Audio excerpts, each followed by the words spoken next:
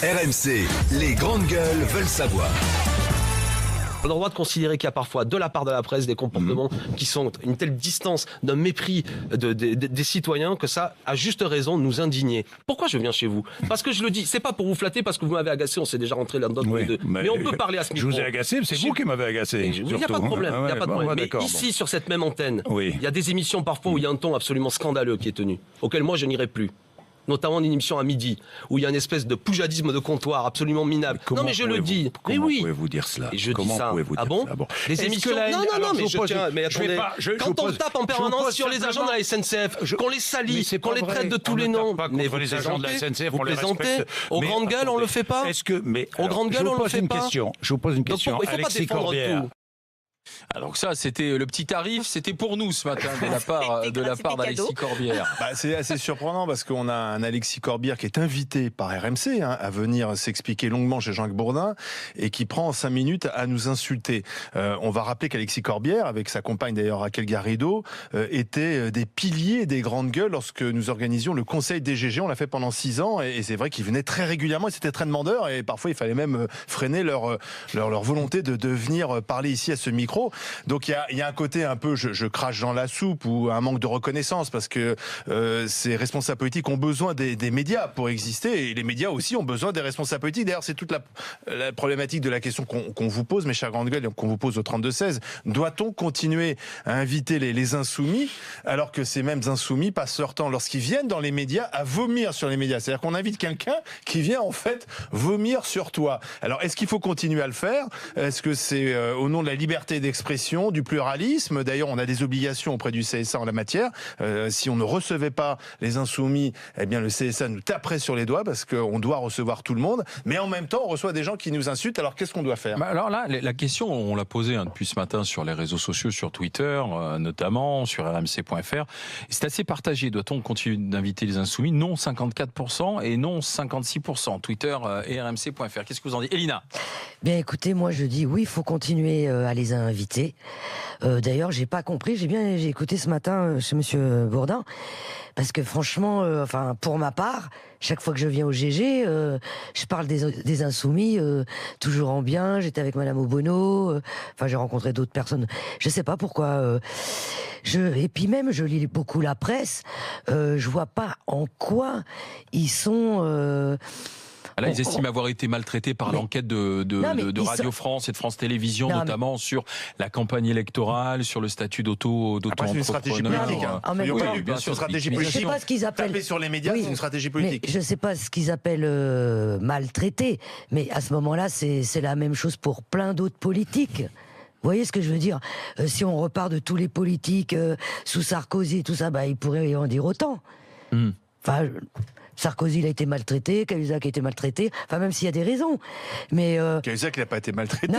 Il a été pris la main dans le pot de confiture. Mais à un moment donné, la Cahuzac, presse... il a maltraité les finances publiques. Il a surtout maltraité les impôts, oui, Cahuzac, mais je sais. Oui, je comprends ce que tu veux dire. La France insoumise, peut-être, je sais l'histoire des auto-entrepreneurs. Alors, c'est pas notre faute. Non, c'est pas la faute des médias. Je comprends que la France insoumise ne supporte pas qu'on enquête sur Mélenchon. Mais c'est le boulot d'un journaliste d'enquêter sur les responsables politiques. Monsieur Jimmy.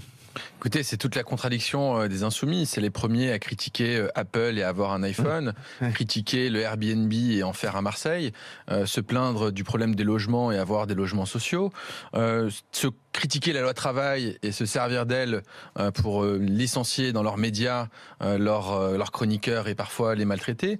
Ouais, mais ça, ils font ça comme dans tout partout. Oui, mais c'est les premiers donneurs de leçons et à utiliser les mêmes choses. Le statut d'entrepreneur, c'est les premiers à le critiquer et c'est les premiers aussi à s'en servir. Si j'ai cru comprendre, M. Corbière en a bénéficié. Et derrière, je pense qu'il y a aussi, il ne faut pas être dupe, un jeu gagnant-gagnant. Il ne faut pas se leurrer. Les médias sont contents d'avoir cette politique spectacle qui sort du quotidien. Quand vous avez un monsieur Corbière qui fait le spectacle, un monsieur Mélenchon, ça fait de l'audimat, ça fait vendre. Mais... Et malgré tout, les insoumis font parler d'eux comme ça. Les médias sont bien contents de les avoir. Ils sont bien contents de profiter, de faire du buzz, parce que finalement, avoir un politique un peu aseptisé qui va te donner un discours un peu monotone, ça n'intéresse plus personne. Donc, oui, c'est gagnant-gagnant, faut pas se leurrer. Je suis pas convaincu, parce que ça installe ou instaure un drôle de climat. Tu peux très bien faire des reproches aux médias en disant que tu es maltraité, en disant qu'ils ne font pas leur boulot, qu'ils sont, si tu veux, sous la coupe de qui que ce soit.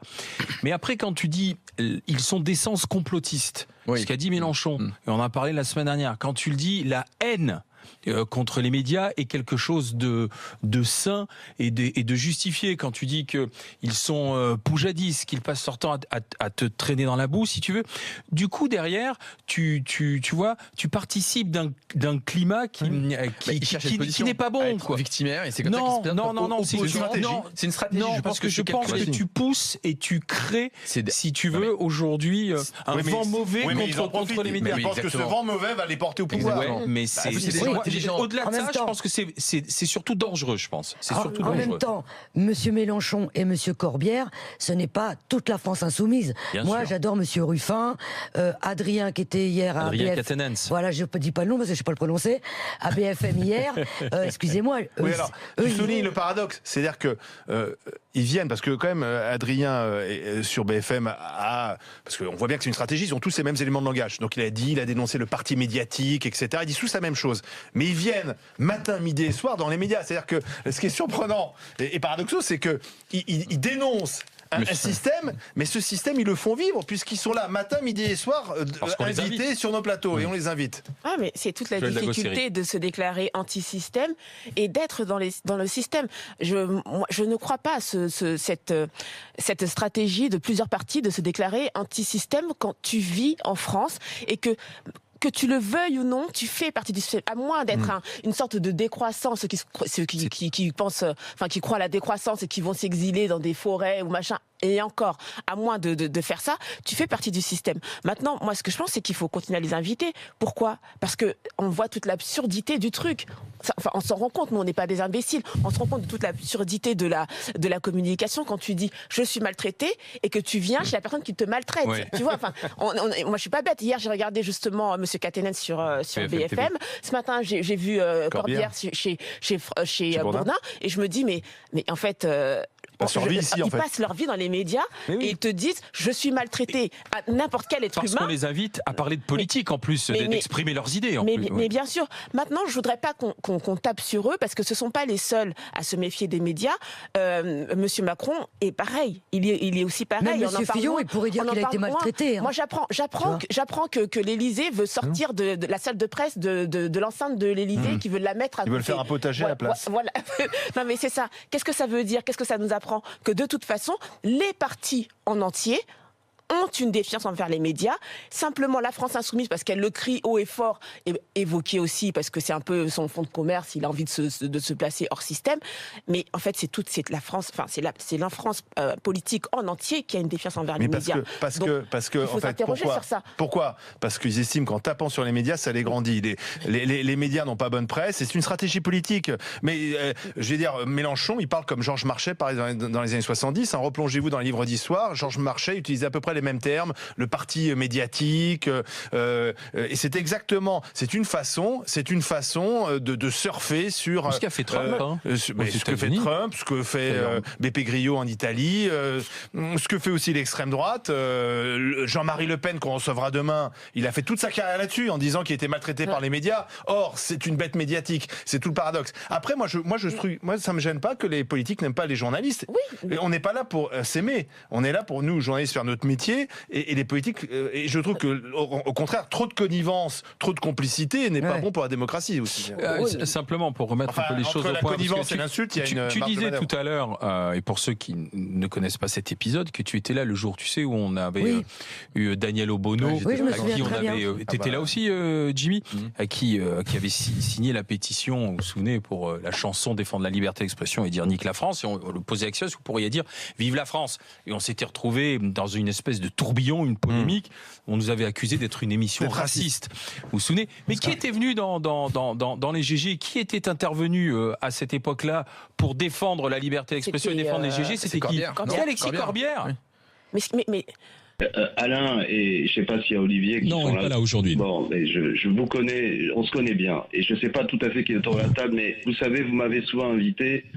C'est une émission dans laquelle on peut dire beaucoup de choses, mais je vais le dire solennellement. Ce que vous avez fait avec Daniel Obono, c'est pas bien. Et je pense que vous avez fait une erreur, et vous particulièrement, Alain. Moi, je le dis d'autant plus que j'ai eu, attendez, je peux le dire, j'ai eu 1000 discussions avec Truchot, vous m'avez invité plein de fois, il y a une liberté de ton, il n'y a pas de problème. C'est parce que je connais l'émission que je suis en colère, j'ai le droit de vous le dire. Bien sûr. Je sais ce que vous pensez, Alain, et on a discuté, on est en désaccord sur plein de trucs, mais je sais qu'au fond de vous, il y a toute une série de valeurs partagées, du moins je le considère. Mais je vous le dis franchement, non, là vous avez déconné, pardon de vous le dire franchement.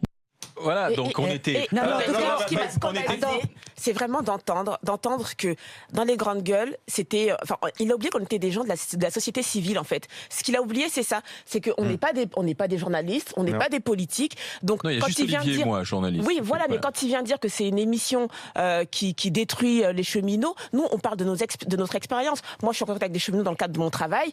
Jimmy, c'est peut-être dans un autre cadre, mais on est en contact avec la population, on donne notre ressenti en tant que Français et pas en tant que journaliste ou politique. Et des Français qui peuvent voter France Insoumise. Exactement. Je ne trahis pas un secret, Elina. Je crois que tu as voté pour la députée Obono, non? Bien sûr, j'ai voté. Elle fait partie de ma circonscription. En tout cas, moi, je pense que M. Corbière est parano. J'étais là, même avec Daniel. On a eu un très beau contact au point qu'on s'est dit, on se reverra parce qu'on n'habite pas très loin l'une de l'autre. Et moi, j'étais là.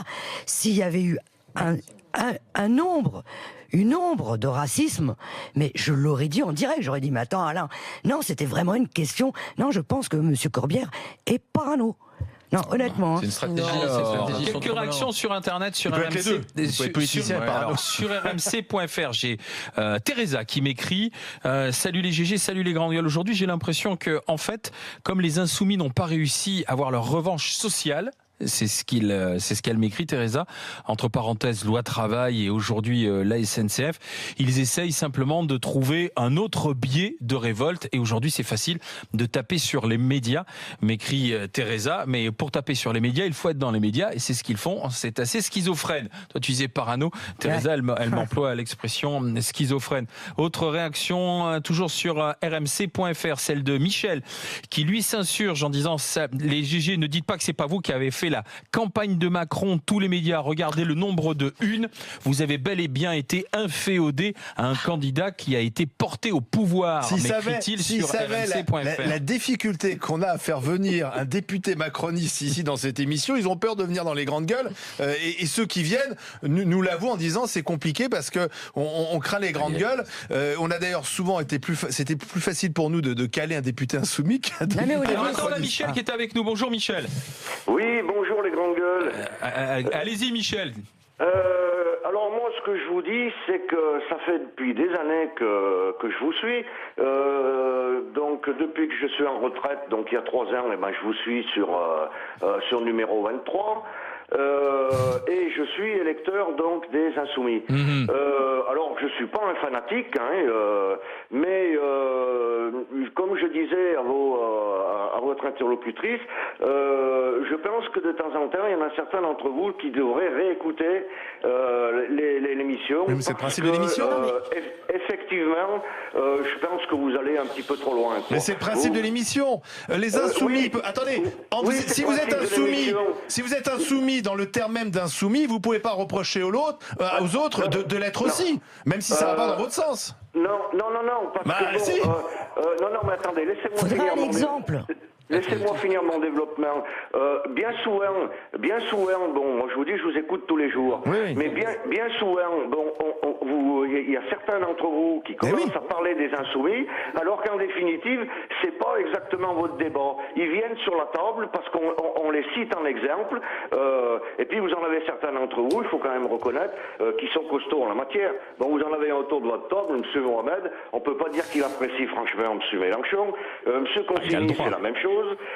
Et pourtant, c'est des grandes gueules que j'admire parce que vous êtes des gens bien. Oui, mais Michel, si vous écoutez les GG, Michel, vous avez Étienne Yébi qui est plutôt, lui, sur cette fibre insoumise. Vous avez aussi Elina Dumont, c'est ce qui donne les débats à la mode grande gueule. Charles Consigny, Gilles William aussi, non? Merci Michel, je vous envoie un t-shirt des GG. Faut-il continuer d'inviter les insoumis, même si on se fait taper dessus?